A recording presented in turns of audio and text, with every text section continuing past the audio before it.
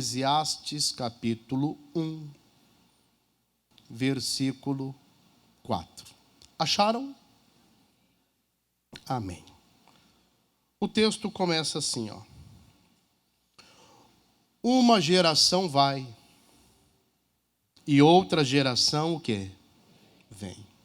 Vamos entender uma coisa, irmãos. Nós fazemos parte de uma geração.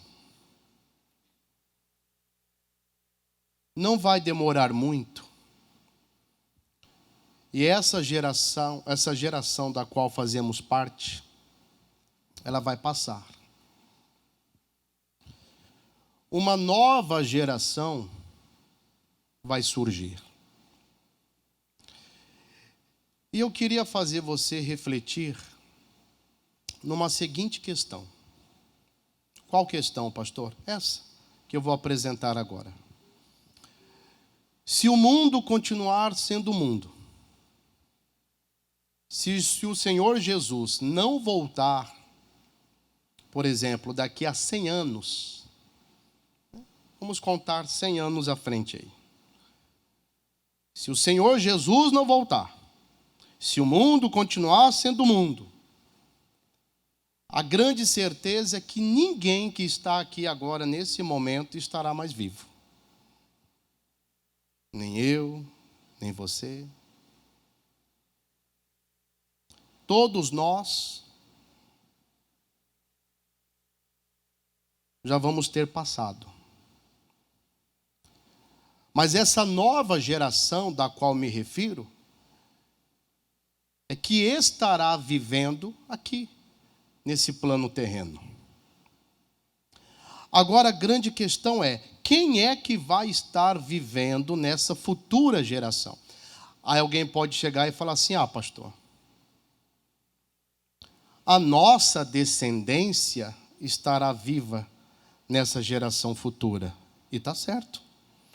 Com certeza na geração futura, repito, se o mundo continuar sendo mundo, né? Se o Senhor Jesus não voltar, quem vai estar vivo nessa próxima geração? Para alguns aqui, poucos, os filhos. Para outros, apenas os filhos dos nossos filhos. Né?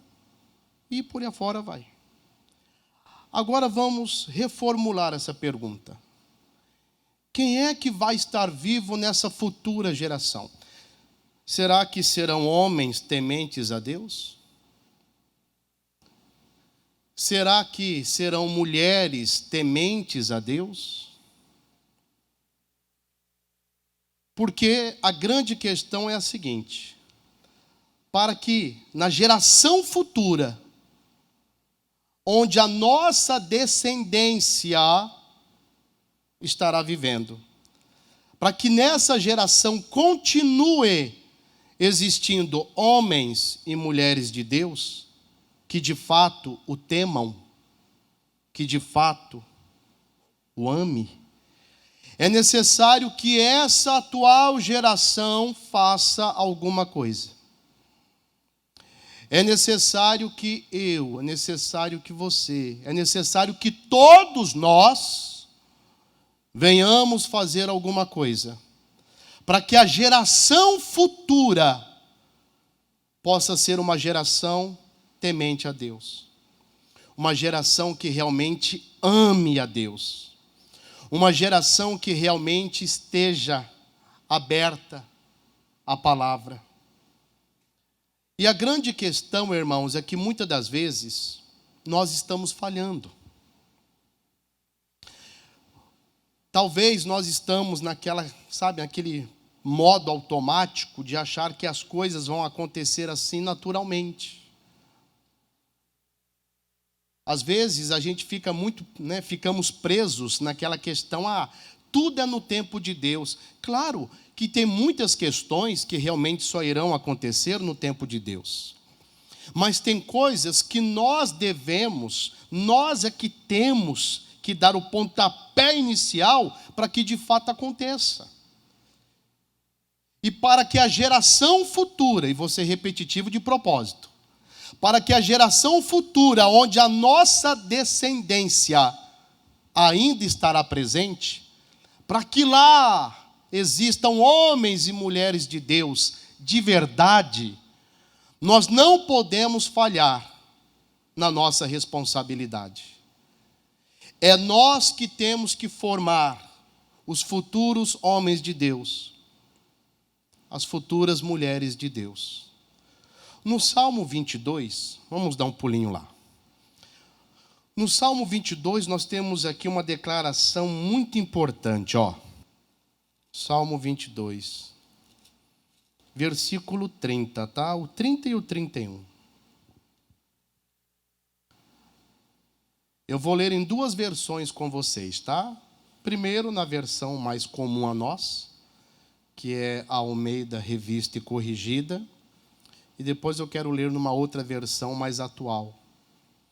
Todo mundo encontrou o Salmo 22, versículo 30? Olha o que diz, ó. Uma semente o servirá. Falará do Senhor de geração em geração. Irmãos, ó, para que a semente futura fale do Senhor, para que a semente futura continue temendo ao Senhor, essa geração tem que falar do Senhor. É a nossa geração. É o nosso presente. E no 31 ele diz: chegarão e anunciarão a sua justiça ao povo que nascer, porquanto ele o fez.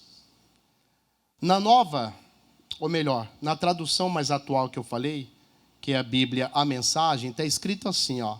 Está aparecendo aqui, né, no monitor. Nossos filhos e os filhos deles farão parte disso. Disso o quê, né? De um povo que teme a Deus. É só você ler o texto e o contexto, tá? Quando? Quando a palavra for o quê, gente? Passada adiante. Como? De pai para filho. Os bebês que nem sequer foram concebidos ouvirão as boas novas. Deus cumpre o que promete. Então nós podemos ver, irmãos, que é algo que tem que passar assim, ó, de pai para filho, de geração para geração.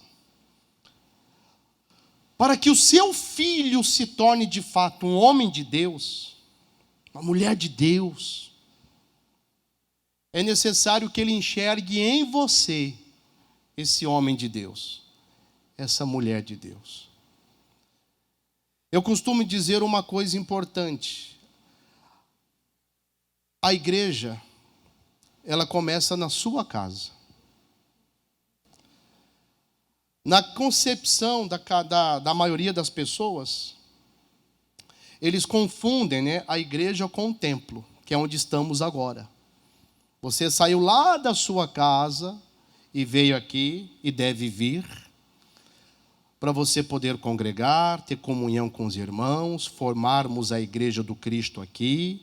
Aqui você é alimentado, aqui você é apacentado, aqui você é discipulado, aqui você é ensinado. Só que os princípios aplicados aqui, o que é ensinado aqui, isso também deve ser algo enraizado lá na sua casa.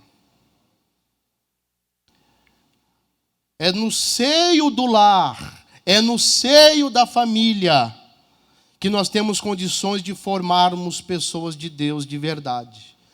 E eu digo pessoas de Deus de verdade porque tem uns que são só de fachada. É ou não é verdade? Infelizmente. É aquilo que a própria Bíblia diz. Nem todos os que estão em Israel são o quê? São israelitas. Onde se planta trigo, nasce também o quê? O joio. Às vezes a pessoa só tem aquela capa, de que é de Deus, mas interiormente, muitas das vezes não é. Então nós temos que começar, irmãos, despertar nesse sentido. A igreja tem que despertar. A geração futura só se tornará uma geração temente a Deus se nós não falharmos agora, na nossa geração. E a qualquer momento, irmãos, a geração vai passar. O tempo está passando, a gente não percebe, mas está passando. Igual comentei com vocês. Foram quase 14 anos no Maranhão. Nem parece, gente. Tinha dias que eu estava lá na igreja e eu fechava os olhos e eu me via chegando naquela cidade. Eu me via entrando lá em São Luís do Maranhão. Parecia que estava assim, há poucos dias atrás. E, na verdade, já estava pertinho de se completar 14 anos. Queridos, a nossa geração está passando. A nossa geração, daqui uns dias, vai estar dando boas-vindas para a nova geração. E nós temos que deixar plantado no coração dessa nova geração a palavra de Deus, a semente do Evangelho. Aquela palavra que muda vidas. Aquela palavra que transforma pessoas. Não podemos falhar. Segundo o texto que nós lemos, é algo que tem que passar de geração para geração. E quando nós olhamos para as Escrituras, nós podemos ver isso. Tem um moço na Bíblia que 2 cartas que o apóstolo Paulo escreveu foram endereçadas a ele, que é Timóteo. Timóteo foi um grande homem de Deus. Um rapaz assim que Paulo tinha um carinho, uma consideração gigantesca por ele. E uma certa vez, Paulo disse isso para Timóteo. Vamos para 2 Timóteo capítulo 1. 2 Timóteo capítulo 1, a partir do versículo 3. Todos encontraram? Então vamos lá.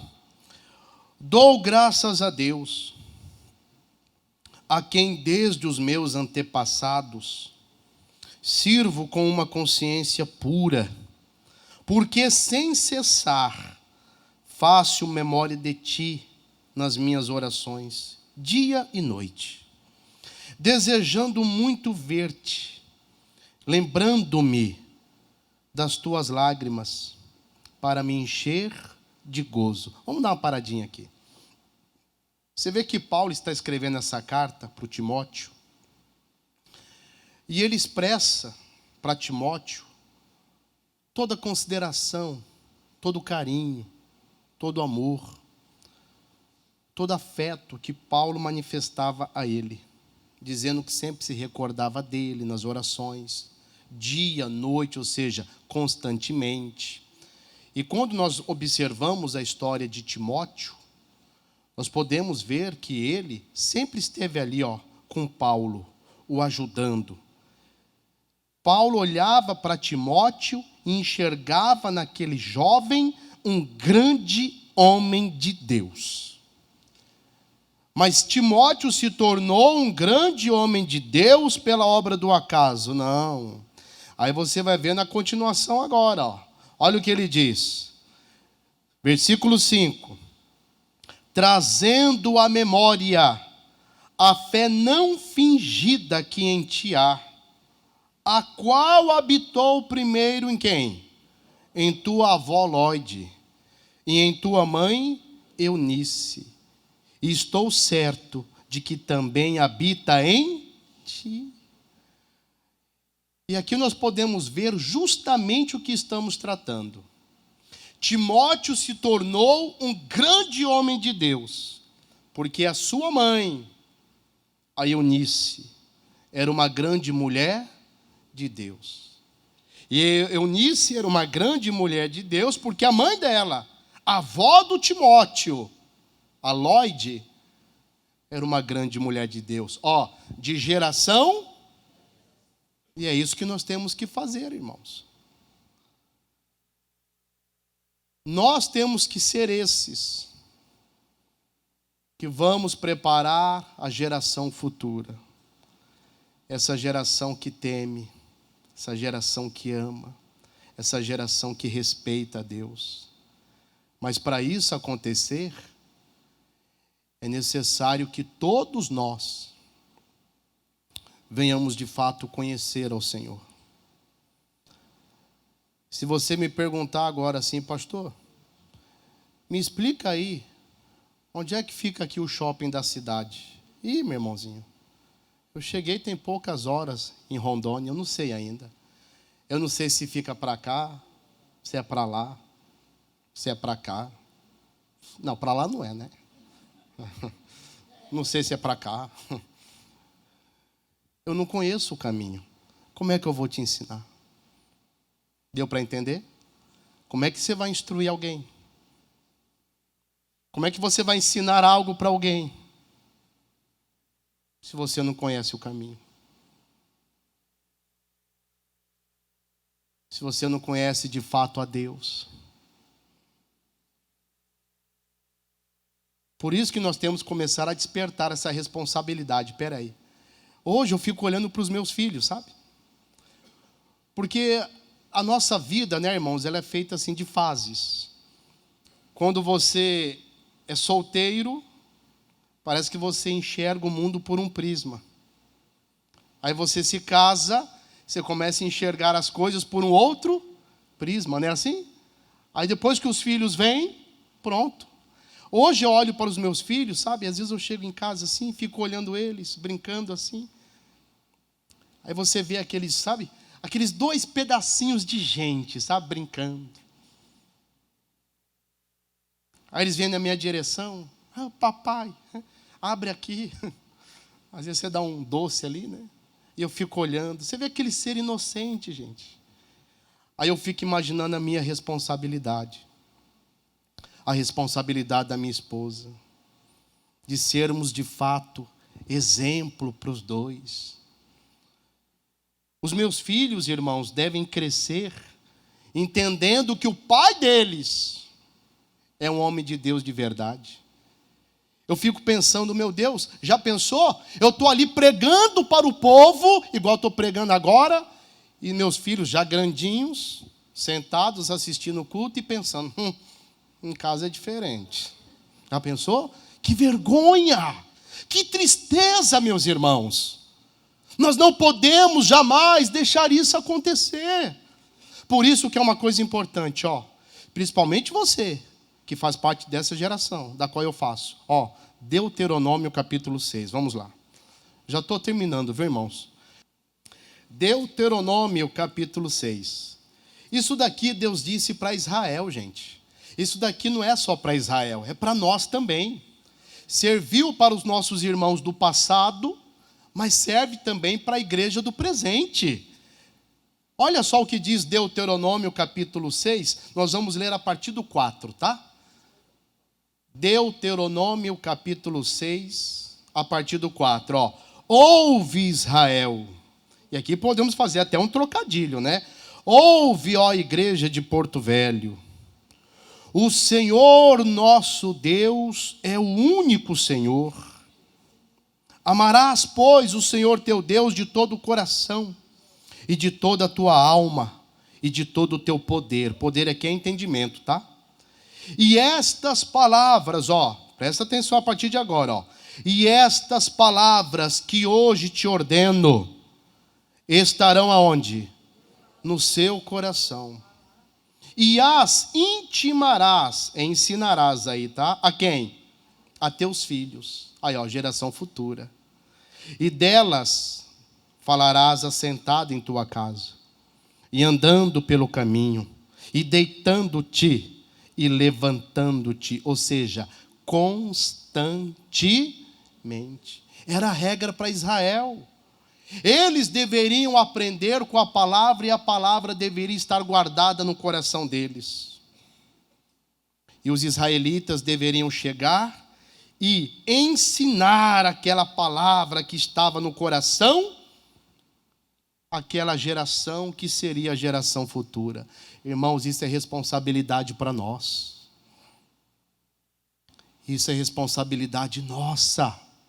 E não podemos falhar e fugir da nossa responsabilidade. Você como homem de Deus, você como mulher de Deus, entenda uma coisa: a geração futura, a qual a sua descendência se fará presente, a sua e a minha, nessa descendência, geração futura, só existirá de fato homens e mulheres de Deus, se nós fizermos a nossa parte. Não falhe. Vamos fazer com que a palavra do Senhor se propague de geração em geração. Que Deus fale mais ao seu coração em nome de Jesus. Amém?